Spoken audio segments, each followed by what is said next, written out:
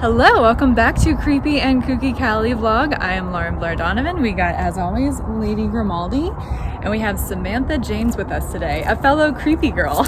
I love it. I love cemeteries, and people had asked me if I had done this many times. Yeah, apparently we've found each other. We've been circling some of the same people for a while, and I didn't realize that I had such a cemetery fanatic amongst me, and so naturally we're here together at Eden Park Cemetery, where we only have two graves that we're going to find, Lenny Bruce and Groucho Marx, but those are heavy. Two Jews for Comedy Hanukkah. Jews. Comedy. Yes, it is. On Hanukkah. It is the middle of Hanukkah week. Yes. 8 days a week, Hanukkah. So maybe Beatles these two joke. graves are going to last us 8 hours.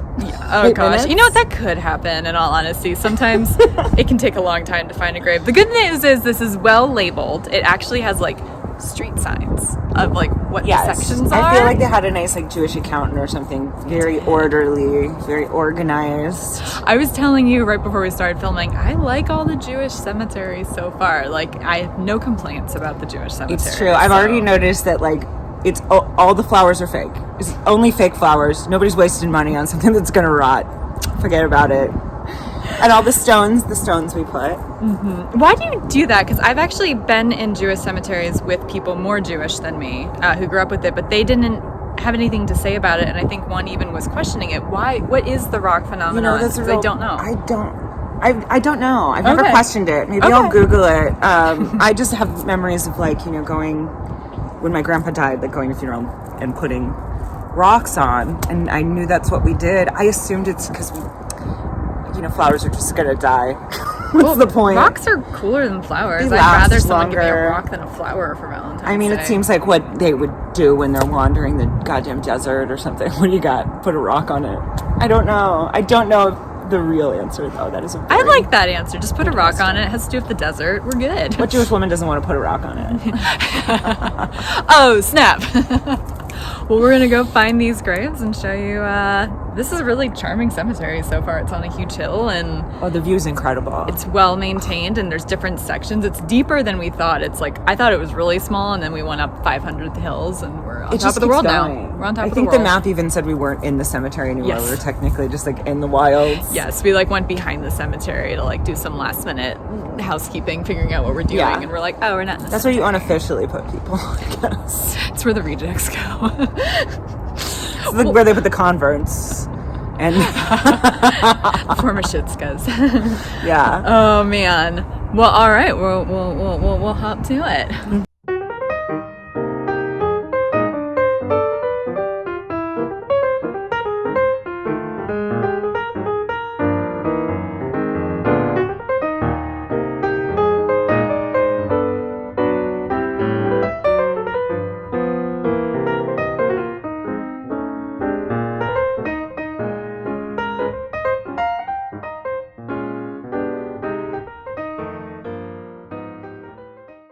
Grimmy's naked.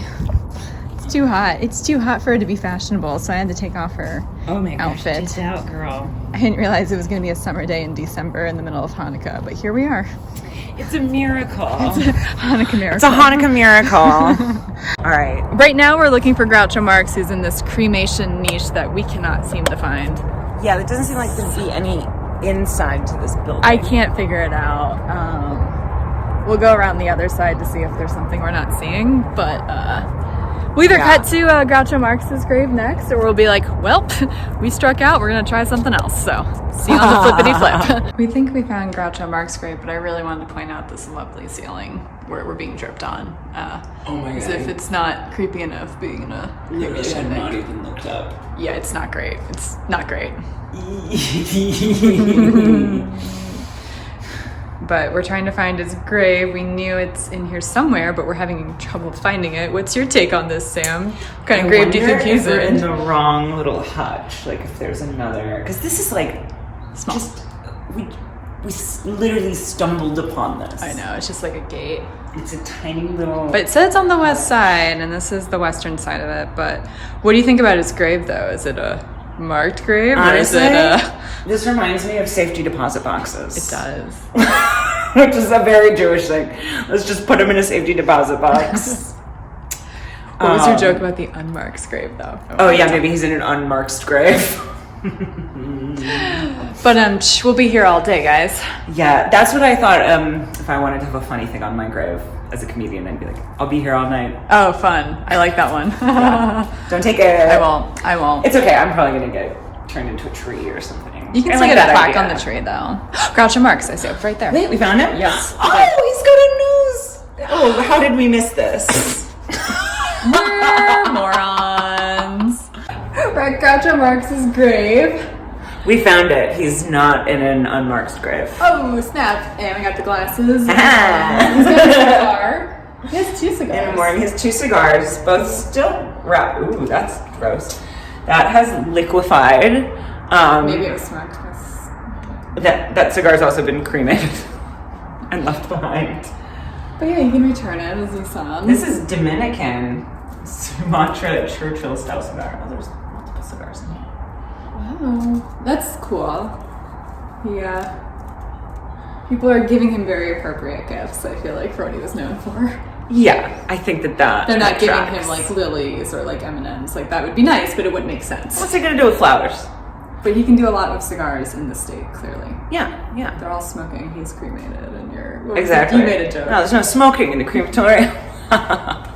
What is this crab dead? I'm killing it here. Oh my God, you can do it all night long. Look at you. I have a problem. Training. I have a literal problem. This is why I need to be in a Jewish cemetery so that I feel seen. Yes. And heard. Yes. I finally feel heard in a room of Jews because I'm the only one that can. It's so funny. Go off camera. We were talking about like offensive culture and stuff, and I don't even have a dog in the fight. I'm not an offensive comedian, but I think it's dumb how people try to police each other. But bring up the whole Jewish culture thing. Jews were the first comedians, and y'all / sort of me are the most persecuted. And so when people are like, you can't say that, it could offend someone, it's like, I want to look to the Jews and be like...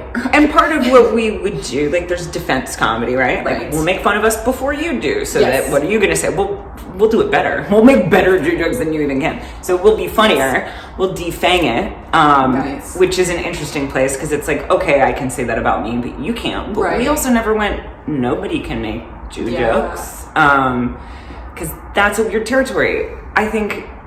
If you're parsing language, like you use the wrong word, you said the wrong thing, you can't talk about this at all, you're always going to get into a situation where honest people will make mistakes. Absolutely. And manipulative people have thesauruses, and they can still speak with hate and use the proper words. And those are the people that this whole fight distracts from. You know what I mean?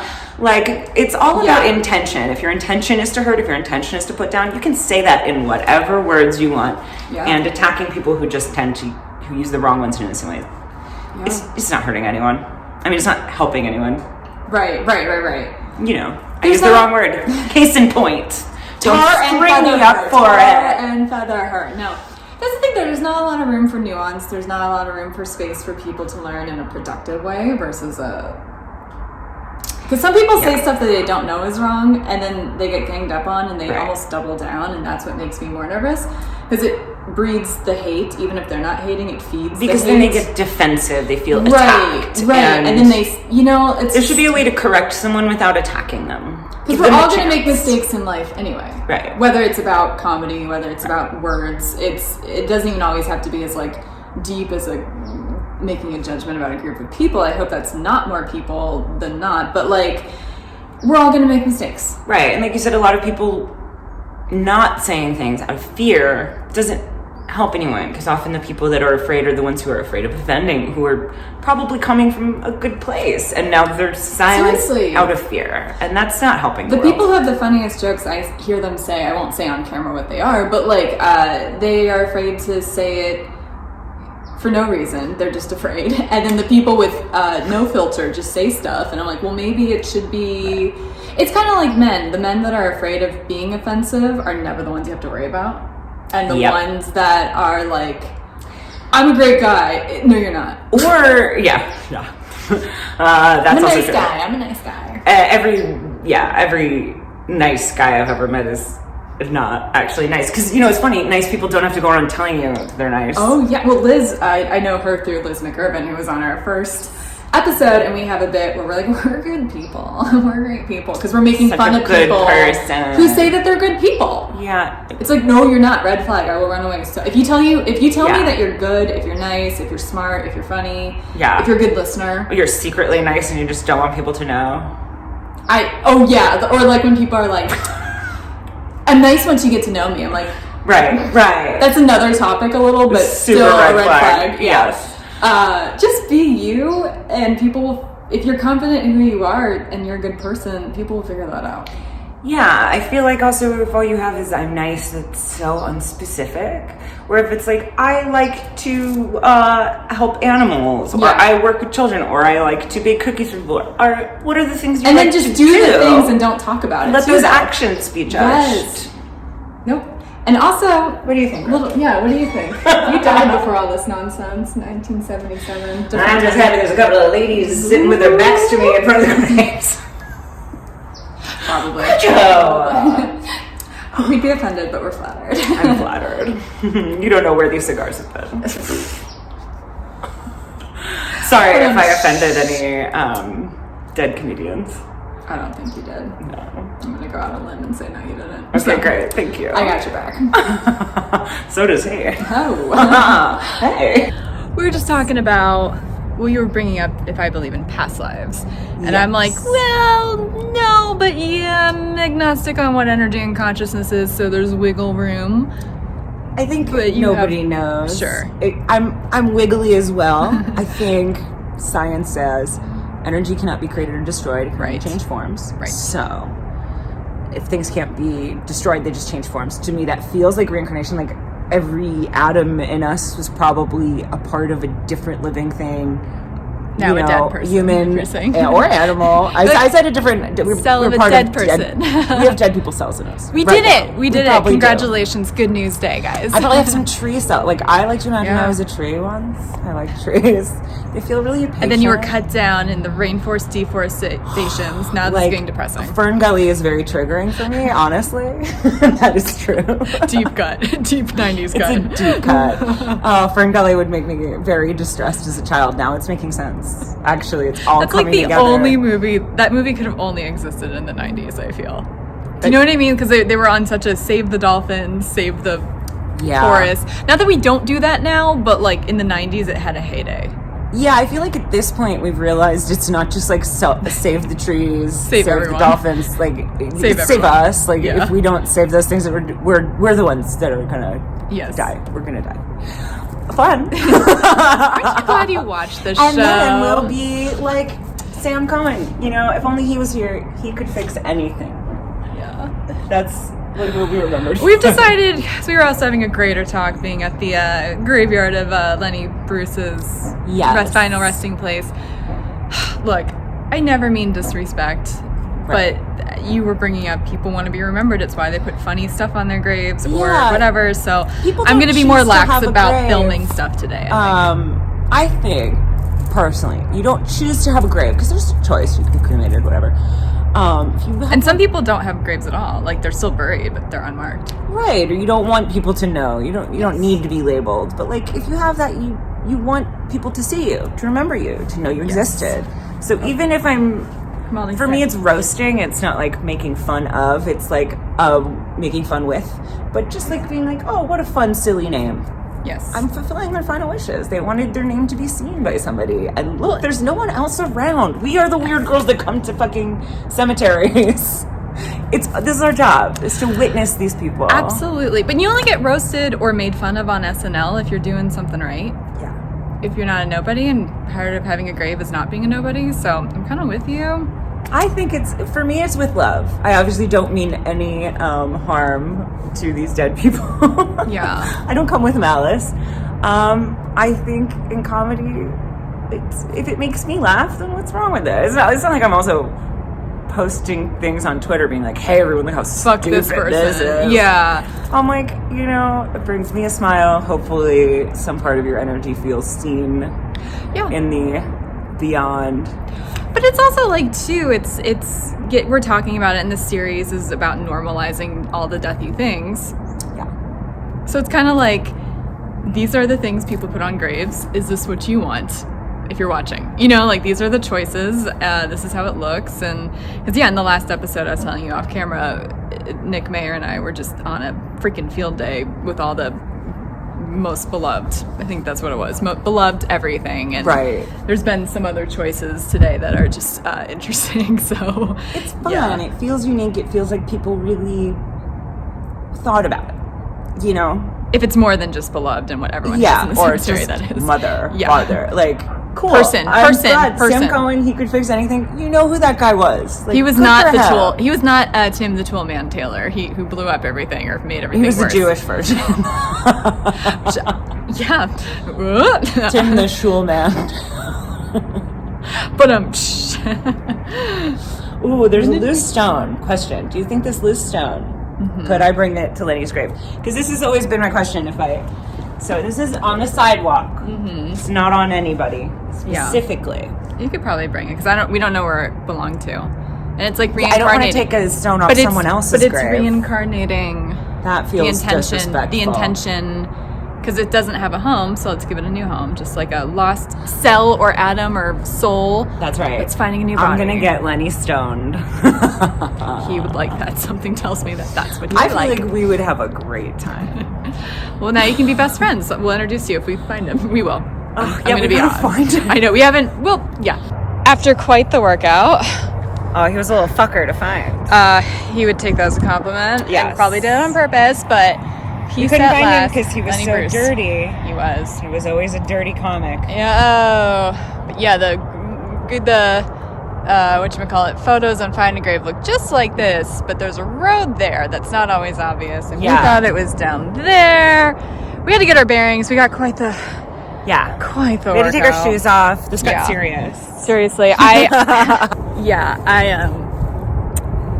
have good shoes on, but the soles suck. So also the sun is getting like, Groucho was in the shade. He knew how to do it. It was nicer of him just saying, Lenny, we love you, but woo, you made us. We worked for it. I don't feel bad for skipping my workout yesterday. No, this hill is like, it's no joke. No Jews are walking this hill. What are we doing? I don't understand why people are buried on hills to begin with. I've ranted about that. It feels like a bad idea. With like slides, mudslides. I don't like it. Earthquakes. I don't like it. Obviously, there's been some mudslides. I can't believe how we don't feel dumb for and not completely unmarked. My immediate instinct was go to the one with all the flowers because he's probably the popular guy. Nothing. Even in Death Man, you can't get a break. This stone that I found just moments ago. Yes. And like I said, what I wanted to do was just be like, fuck you, you fucking fuck. He would have liked it. He would have. He would have gotten it. I'm so curious about what he would say about these times we live in. Oh my God! Because he was the hero. He's also like an original rock star to me. You know, even though he wasn't a musician, but he was more punk rock than half of the rock stars that followed him. What's more rock and roll than like getting arrested on stage? Fucking curse words guy. Yeah. But also intelligent, you know? Like, very smart. That's why he was successful. That's why people liked him. The same way that George Carlin was the curse words guy, but also smarter than anyone else fucking around, you know? Well, George Carlin, didn't he get more successful once he got more offensive? Like, wasn't he kind of clean for like the first... 7 words you can't say on television. But before that, but before that, I think when he started... was a lot more conservative. I think so. And then he found... I think same with Richard Pryor even. I think all those guys, for a hot minute... were a little conservative on stage or clean cut, and then they were like, well, F this. And it's because of Mr. Bruce Schneider, his real last name. Yes. I think it said his full original name was Leonard Alfred Schneider. That makes sense. Like that. Where did the Bruce come from, I wonder? Just stage name, some agent was like, your name is Bruce now. I christened you Bruce. You're so tough, you should be a Bruce. Bruce isn't a Jewish name. Why don't you try it?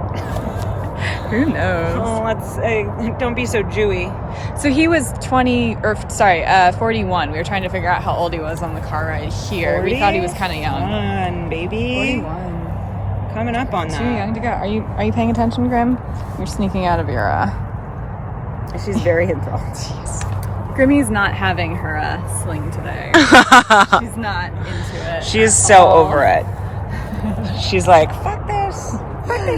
You can go on me up and down all the hills. There you go. There you go. You can bury. Oh, you just want to hide? Okay, you can hide. Oh, no camera today. You're gonna be shy. You're gonna be shy. Well, happy Hanukkah. Yes, it's Hanukkah. Happy fucking Hanukkah. Thanks for cursing so much for us. Seriously, I mean, thank you. What I think is so ironic is so many comedians I know today still love this guy, but they will not say things they're afraid to say on stage. I think they don't take any hints from the guy. We're in LA and That's they true. want to. We were talking about this. We were talking about this off stage too. The difference between LA and New York. Lenny was not an LA comedian. He was a New Yorker. He's a fucking New Yorker. That's right. Fuck you, little. She used to live in New York, so she my knows dad's the from business. Bronx. She knows I the lived there business. for 10 years. It's different, you know? To not be able to say fuck in New York, that feels like what a horrific living. That wasn't the point of New York. No. And you know what's funny? New York has a lot of dichotomies like that. There are still technically cabaret laws in New York. Oh, really? You're technically not allowed to dance in bars. Huh. It's still on the books. Nobody cares. Huh. And people don't dance that much. But sure.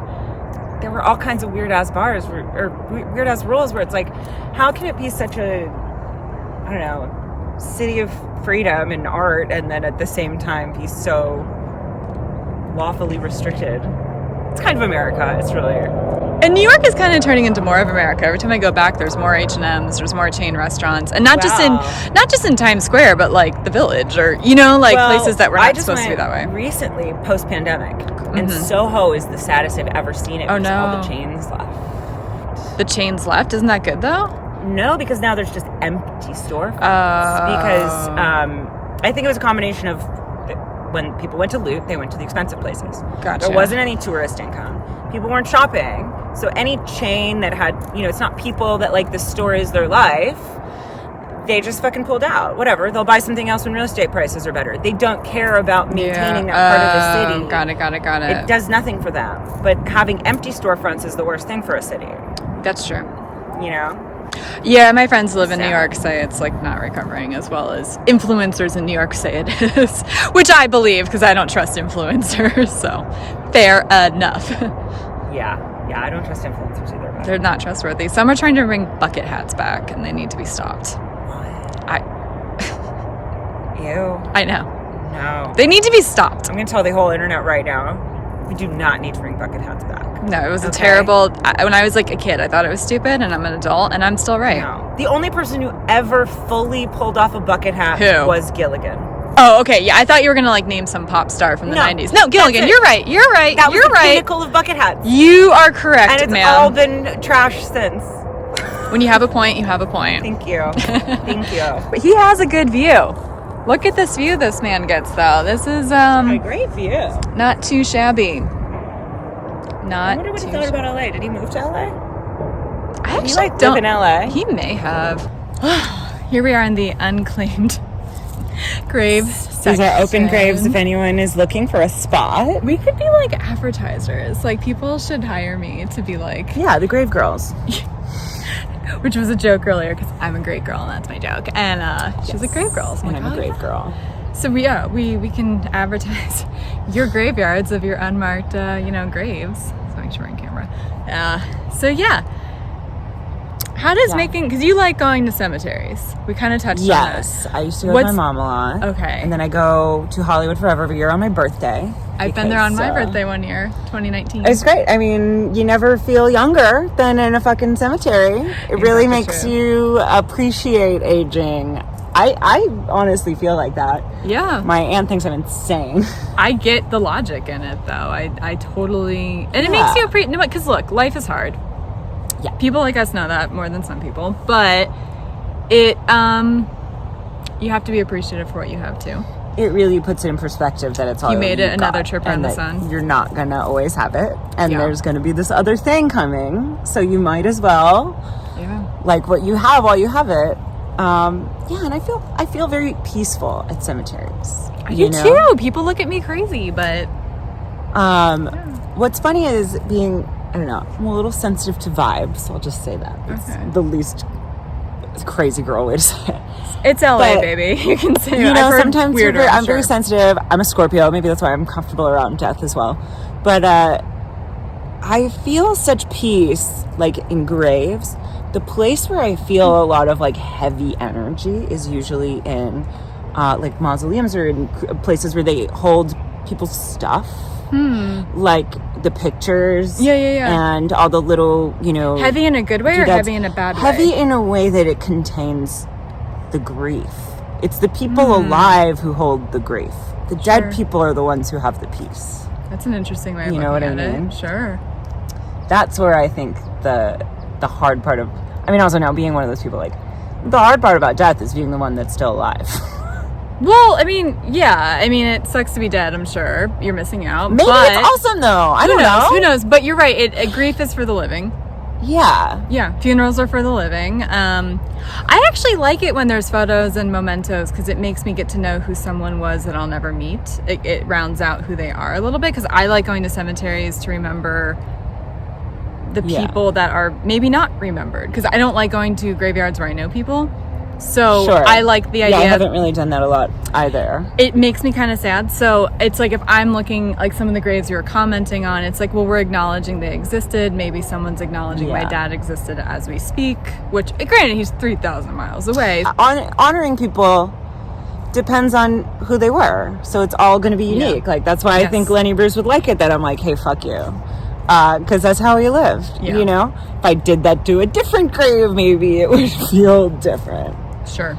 But, you know, it's like buying someone a birthday present. The present is only good for that person, you know? You can't buy everyone the same book. You can't be like my dad and buy a book about Bruce Springsteen for a woman that never has had interest in Bruce Springsteen. Like, he's fine, no hate, but, like, why would you do that? I've never expressed interest in that What kind of music are you into? I like rock and punk and jazz, but, like, I've never been like, oh, I love Bruce Springsteen. He loves Bruce Springsteen. So he bought me a book about...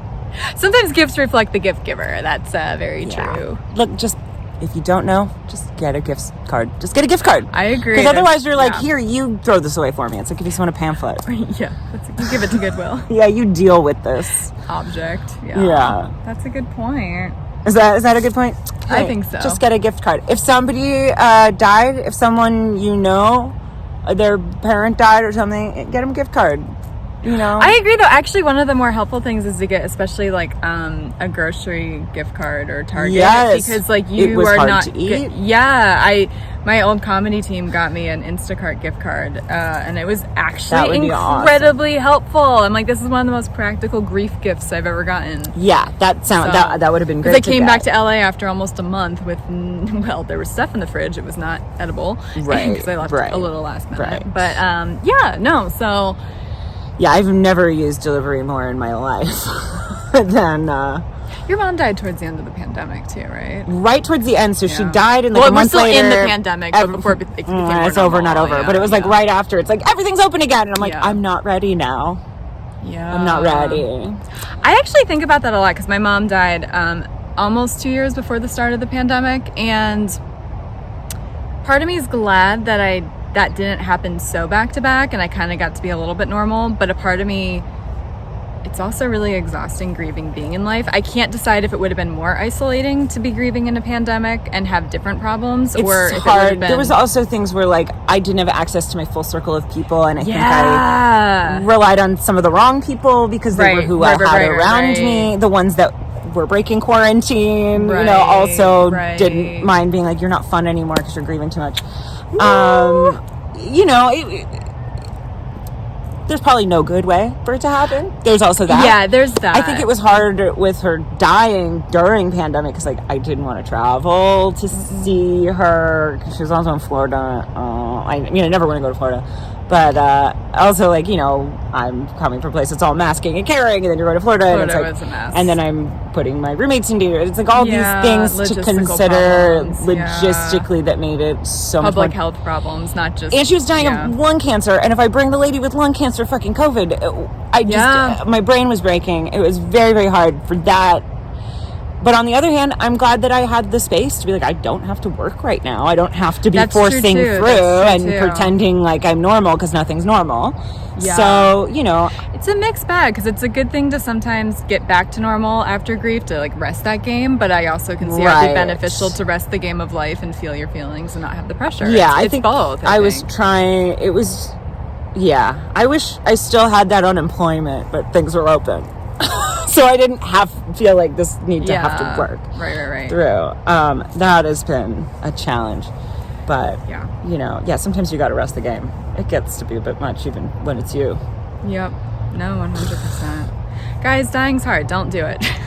It wrecks your other people. Anyway. Try not to do it before you're ready or before your loved ones are ready. It's hard being left in the wake of it. Try and do it in the best way. Look, you can't always control it. I will say, if you know you're dying, or you plan to die, or however it is that you know you have like a long convalescing disease or something, as mine did, please, for God's sake, if you care about the people that have to take care of your business when you're done, change all your fucking passwords to one password. One password. Who cares if you're going to get hacked? You're going to be dead. Make it easy for people to get into your shit.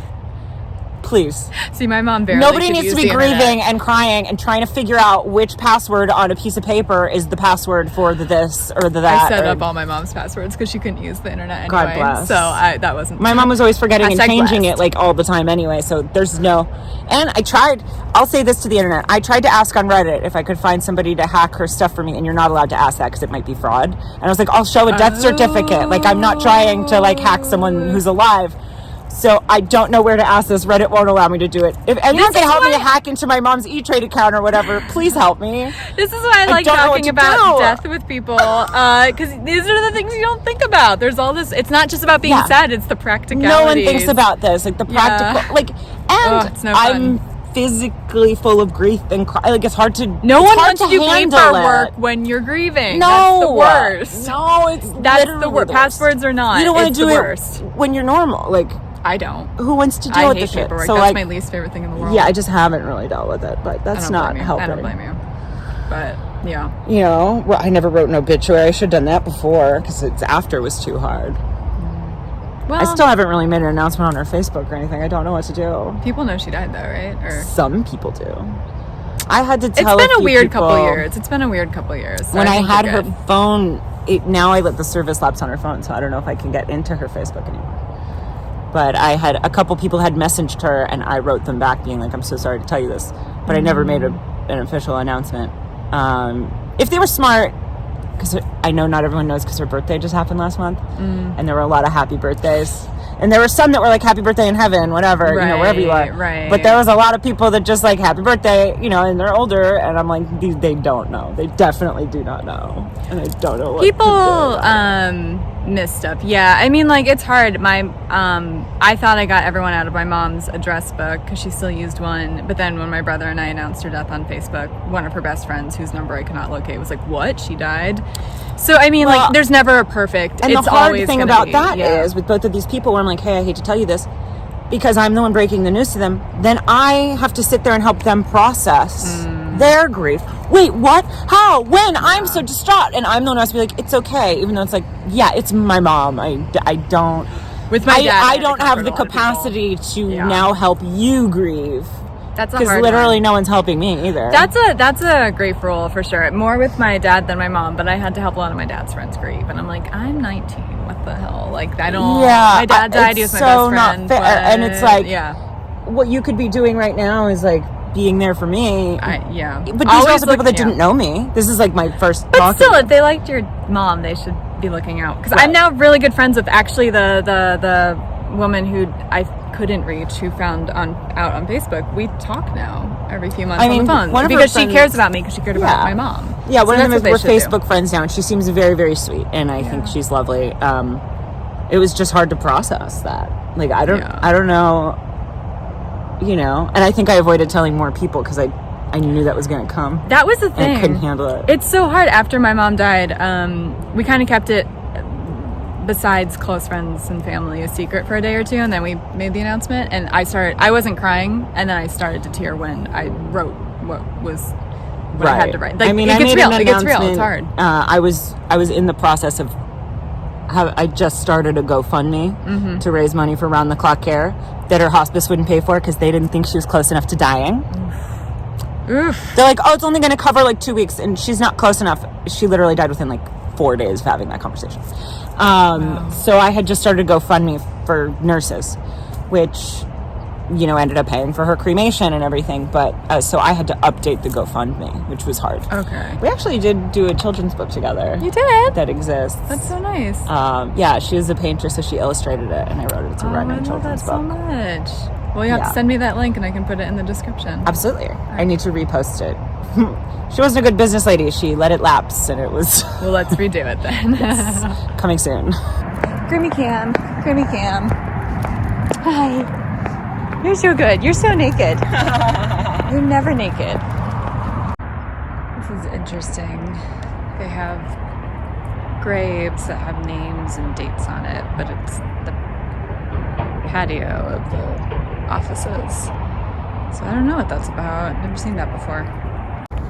I am appreciating these gold arches that you noticed from the car. Yes. It's pretty majestic. I wasn't sure what it was because I'm like, okay. This is where I really wish I could speak Hebrew because I don't. Right. But I want to know, like, what's with this unicorn on the bottom? Oh my god, there is a unicorn. And then there's a pride wolf. Like, wolf with pride flag. I don't know what these things are. Is that literally supposed to be the pride flag, or is it something else that's colorful? I'm gonna guess it's not, but I don't know what it is. The flag for like some fallen nation? I don't know. Maybe. This is very pretty. It's very pretty. I've not seen something like this, and this is the 12th graveyard I've been to for the series, so this is cool. New choice. I can ask a better Jew what it says.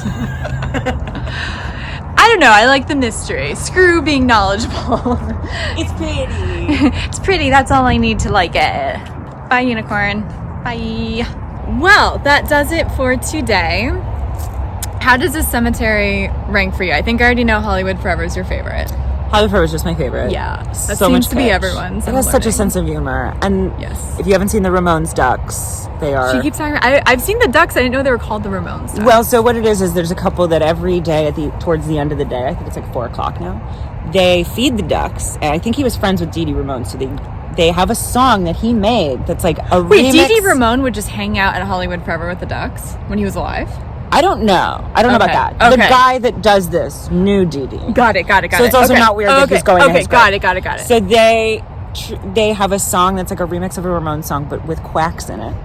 They play it, and all of the ducks, now all of the birds, the swans, everyone. Can we go one time together? Absolutely. Okay, I did this on my birthday, and no regrets. And they are such a lovely couple too. Like if you go over, they'll like let you feed the birds, and the ducks just all eat out of your hands. And it's like all the birds in the cemetery come to Dee Dee Ramone's grave. Only at Hollywood Forever. There's so many damn animals there. I know. And cemetery, close up the cemetery cat, who I follow on Instagram. Oh, I've seen a cat around there. I don't know if it was the black one. Oh yeah, he has an Instagram. I didn't know that. Okay. Oh, she's teaching me stuff about cemeteries. I'm deep in Hollywood Forever. This is where I roll. But I do. How do you feel about this one? Yeah. The views are great. Yes, they are. The manicuring, very nice. Fountain, great. Smells like chlorine. They kept it clean. Very important for Jews. And it's Hanukkah. Gotta give the Jews some points. Yeah, I like that we made it here on Hanukkah. That's quite nice. I like it. Yeah, it's the 4th night. I don't know if I've seen enough to rank. I think it is the 4th night. Yeah. December 1st, 2021. I think I've only been to maybe 4 cemeteries in LA. That was sort of, well, you went to more than me before I started filming it. I think I'd mostly been, I went to Hollywood Forever all the time. And I went to Forest Lawn, Hollywood Hills once or twice before. That's the one by Griffith Park. It's not too far from Griffith Park. Yeah, it's like on the other side of it. Yeah. I've been there. That's one of really my least favorites. I don't like that one actually. I think it's boring and big. So pretty. Oh, the hills are burning. Some are like just redone. It's weird. They're doing like agriculture also. It's also big and easy to get lost. And my friend Jen and I have been twice together, and we still have a third of our list to go. It's just like I'm over that. Compared to like nice cemeteries like this that have more character, the forest lawns don't have a lot of character to me. I like the weird statues and like the different. Oh yeah, they have there's some different cool churches. Like it is so big. It's like have you been to the one in Disney Glendale? version Have you been to the of Glendale Graveyard. one? No. That's even more Disney. That's like there's a freaking mausoleum that's called the Great Mausoleum, but it's like a castle. Yeah, it's like that's like where Michael Jackson. That's like where it Michael reminds Jackson me of is. like. Oh really? You can't see him. He's walked away, but. As you should. Don't come after me, MJ fans. Sorry. She said what she says, and I back her up. I love the music. Because of facts. We can all love the music. Same. It was great music. I danced to Thriller as a child. That's probably how I got them all. No, really? I love the music too, but right? I got stuff to say that I won't say, but I do. Yeah. So yeah, he should have walked away. But you think he had that glove on so he wouldn't leave fingerprints? You're one of the funnier, edgier comedians I've had on here, and I like it. Thank you. I'm so edgy when it comes to talking about dead people that can't literally do anything about it. Love it. Love it. You don't scare me, dead people. Everyone alive, though, you do scare me. True. That's very true. Please, I'm nice. Please. So much truth in jest. Yes. Oh, man. But no, I agree. I like this one. I don't know where it'll rank for me exactly, but it's like higher up. It's just very peaceful, very nice.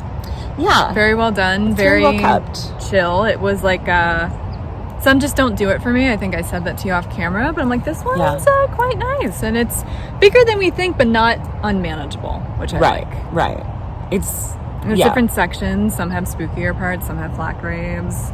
Besides Lenny Bruce, things were pretty easy. I mean, we just got confused, I think, but we found them. It was so nothing. You'd think there would be some kind of marker. It was dirted over, too. That's a phrase. But it was dirty comic. But it looked like it had been covered in mud and like barely rinsed off. Like I was just not expecting that. Yeah, we had trouble finding him. No respect. What is he, Rodney Dangerfield?